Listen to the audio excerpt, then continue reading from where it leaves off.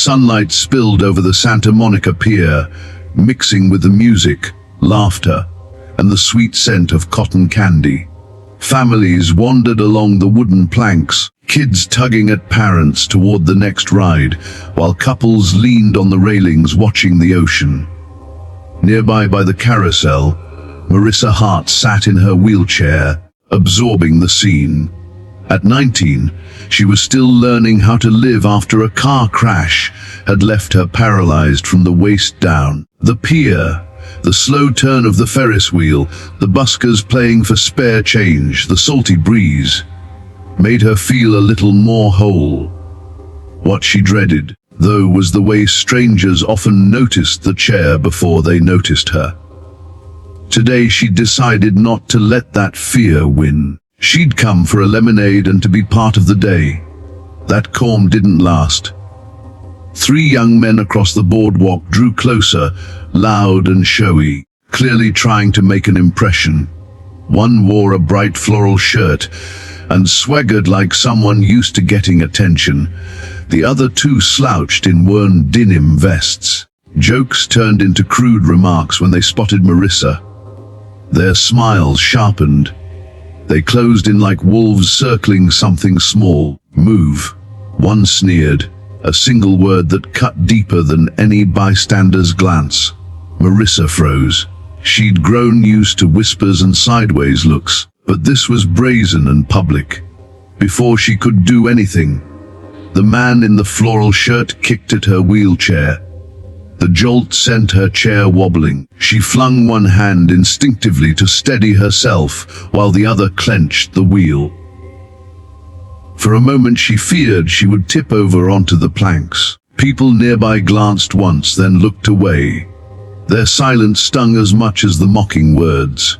Then the air changed. A low, steady rumble reached the pier. Motorcycles, one after another, rolling in down the street.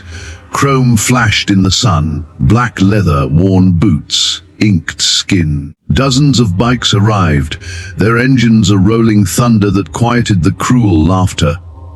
Riders dismounted and moved toward the commotion, a mix of men and women, young and old, all carrying the same serious, unreadable expression. Their patches weren't what mattered, it was the sheer solidarity of the group. The bullies, who had been so loud moments before, went suddenly small. The floral shirt man's grin fell away as the bikers closed ranks. Without a word, their leader, a tall man with a silver beard and steady eyes, stepped forward and folded his arms. He and the riders formed a quiet wall around Marissa. Their presence alone shifted the balance. No fists were thrown, no threats shouted. But the message was unmistakable: you will not touch her again. Marissa felt her heartbeat slow. For the first time since the accident, she didn't feel exposed or invisible. She felt seen and safe. The bikers didn't shout or make a scene. They simply stood firm. The crowd that had earlier turned away now watched in silence. Some pulled out phones to record the moment. The bullies shuffled off, suddenly aware they no longer belonged in the story unfolding around them. The leader crouched so he could meet Marissa at eye level. "You're safe now," he said quietly, his voice rough but gentle. Tears surfaced that she'd been holding back.